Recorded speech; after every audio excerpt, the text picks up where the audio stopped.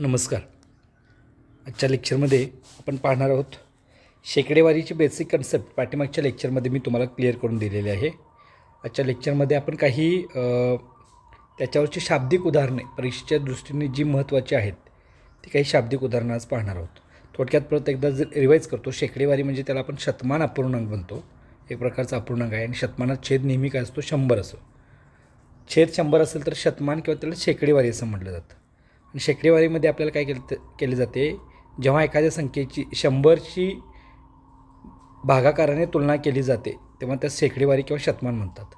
शेकडेवारीला गणितात शतमान, प्रतिशेकडा किंवा टक्केवारी असं सुद्धा शब्द वापरले जातात. हे आपण याच्या अगोदरच्या लेक्चरमध्ये पाहिलेलं आहे बघा.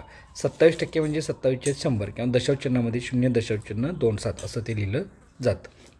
आता दिलेला अपूर्णांक शेकडेवारीत रूपांतर करण्यासाठी 100नं गुणावं लागतं आणि याच्या उलट शतमानाला 100नं जर भागून त्याच्या अपूर्णांकात रूपांतर करता येऊ शकतं. ही काही उदाहरणं मी तुम्हाला दिली होती. 25% म्हणजे 25/100.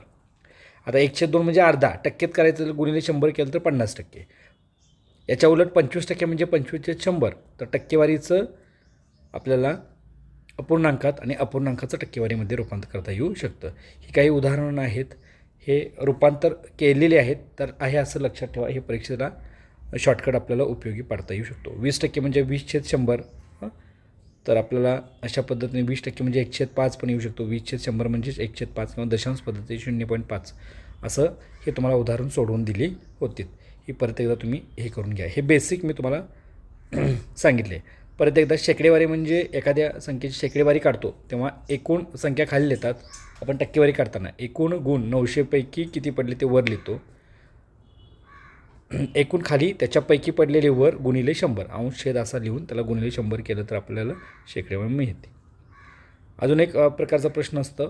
एखाद्या संख्येची x% म्हणजे किती असा प्रश्न असतो आणि तर ती x म्हणजे संख्या काढा असं विचारलं जातं. तर x% म्हणजे एखाद्या संख्येची म्हणजे संख्या गुणिले x% म्हणजे 1/100 अशा प्रकारे ती मांडणी करून आपण उत्तर काढायचं आहे. 20पैकी 4 म्हणजे 4/20 गुणिले 100. शेकडा किती? 20%. 20/5% म्हणजे 20 गुणिले 5/100. आणि काही शाब्दिक उदाहरणं मी तुम्हाला पाठीमागच्या लेक्चरमध्ये सोडून दिली होती.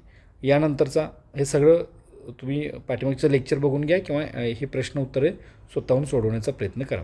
आता आपल्याला पुढचा भाग पाहायचा आहे तो म्हणजे शेकडेवारीतील वाढ किंवा घट. आता वाढ काढत असताना ती जी संख्या आहे, आता हे सूत्र म्हणण्यापेक्षा तुम्हाला कसं तयार होतं ते पण सांगतो.